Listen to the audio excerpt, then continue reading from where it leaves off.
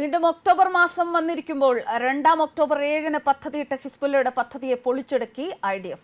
Lebanon അതിർത്തിയിലെ Israeli ഗ്രാമങ്ങളെ ലക്ഷ്യമിട്ട് നടത്തിയ ഭീകരാക്രമണം തകർത്ത് തരിപ്പണമാക്കിയിരിക്കുകയാണ് ഇസ്രയേലി ഡിഫൻസ് ഫോഴ്സ്. ഒരു ഒക്ടോബർ 7 കൂടി കടന്നു വരികയാണ്. പശ്ചിമേഷ്യയിലെ ആശങ്കകൾ കൂടുന്നതല്ലാതെ തെല്ലും കുറഞ്ഞിട്ടില്ല. അതിനിടെയാണ് ഒക്ടോബർ 7 നടന്ന ഭീകരാക്രമണത്തെ പോലെ തന്നെ ലബനൻ അതിർത്തിയിലെ ഇസ്രയേലി ഗ്രാമങ്ങളിൽ ആക്രമണം നടത്താൻ ഹിസ്ബുള്ള പദ്ധതിയെക്കുറിച്ചുള്ള വിവരങ്ങൾ പുറത്തുവരുന്നത്. ഇസ്രയേലി പ്രതിരോധ സേനയുടെ വക്താവ് ഡാനിയൽ ഹഗാരിയാണ് ഇക്കാര്യം അറിയിച്ചത്. ഹിസ്ബുള്ള കേന്ദ്രങ്ങളിലേക്ക് ലക്ഷ്യമിട്ട് വ്യോമാക്രമണം കടുപ്പിച്ച പശ്ചാത്തലത്തിലാണ് IDF ഇത്തരത്തിലൊരു പരാമർശം നടത്തിയിരിക്കുന്നത്. ലബനീസ് ഭീകര സംഘടനയായ ഹിസ്ബുള്ള ഇസ്രയേലിലേക്ക് അധിനിവേശം നടത്താൻ പദ്ധതിയിട്ടിരുന്നു. ലബനൻ അതിർത്തിയോട് ചേർന്നുള്ള ഇസ്രയേൽ ഗ്രാമങ്ങൾ കീഴ്പ്പെടുത്തി അവിടുത്തെ നിഷ്കളങ്കരായ ജനങ്ങളെ, സ്ത്രീകളെ, കുട്ടികളെ ഒക്കെ കൊന്നൊടുക്കുകയായിരുന്നു ഹിസ്ബുള്ളയുടെ ലക്ഷ്യം. ഭീകരാക്രമണ പദ്ധതിക്ക് ഹിസ്ബുള്ള നൽകിയ പേര് കോൺക്വർ ദ ഗാലിയേജ് എന്നായിരുന്നു. ഒക്ടോബർ 7 ഒരിക്കൽ കൂടി സംഭവിക്കാൻ അനുവദിക്കില്ല. ഇസ്രയേലിന്റെ അതിർത്തികളിൽ ഇനിയൊരിക്കലും ഒക്ടോബർ 7 ആവർത്തിക്കില്ല.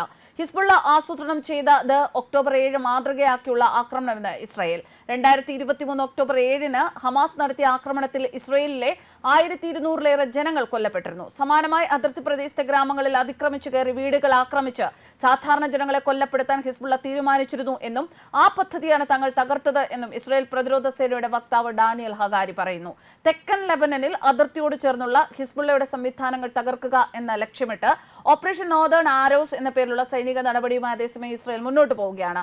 ഗാസയിൽ നടക്കുന്നതിന് സമാന്തരമായി ഈ നീക്കവും തുടരും എന്നാണ് ഇസ്രയേൽ വ്യക്തമാക്കുന്നത്.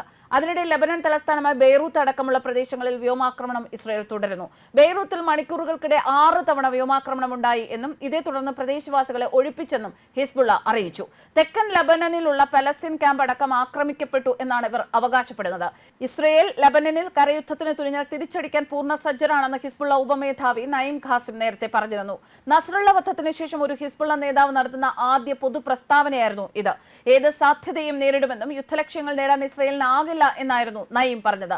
അതിനിടെ നസ്രള്ള വധത്തോടെ എല്ലാം കഴിഞ്ഞിട്ടില്ല എന്ന് ഇസ്രയേൽ പ്രതിരോധ മന്ത്രി യോവ് ഗാലന്റ് മുന്നറിയിപ്പ് നൽകി. അതേസമയം വെടിനിർത്തൽ കരാറിലെത്താൻ ഇസ്രയേലിനോടും ഹിസ്ബുള്ളയോടും ലബനീസ് പ്രധാനമന്ത്രി നജീബ് മിക്കാത്തി ആവശ്യപ്പെട്ടിട്ടുണ്ട്.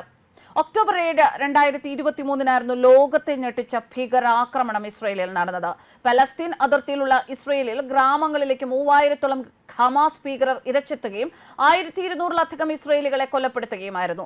കര, വ്യോമ, കടൽ മാർഗങ്ങളിലൂടെയാണ് ഭീകരർ അതിർത്തി കടന്നെത്തിയത്. 251 ഇസ്രായേലികളെ ബന്ദികളാക്കുകയും അവരെ അതിക്രൂരമായ ലൈംഗിക ശാരീരിക പീഡനങ്ങൾക്ക് വിധേയമാക്കുകയും ചെയ്തു. ഇതിന് പിന്നാലെയാണ് ഇസ്രയേൽ ഹമാസ് യുദ്ധം ആരംഭിച്ചത്. ലബനനിൽ നിന്ന് ഹിസ്ബുള്ളയും യമനിൽ നിന്ന് ഹൂതികളും ഇറാനും ഹമാസിന് പിന്തുണ പ്രഖ്യാപിച്ച് യുദ്ധത്തിൽ പങ്കാളിയാവുകയും ചെയ്തു. ഈ സാഹചര്യത്തിലാണ് ഇസ്രയേലിന്റെ ടാർഗറ്റ് ലിസ്റ്റിൽ ഹിസ്ബുള്ളയും ഇടം പിടിക്കുന്നത്.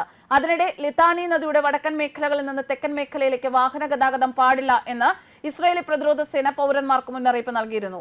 ഇനിയൊരു അറിയിപ്പ് ഉണ്ടാകുന്നതുവരെ ഗതാഗതം പാടില്ല എന്നതാണ് മറ്റൊരു നിർദ്ദേശം. News desk കർമാനസ്.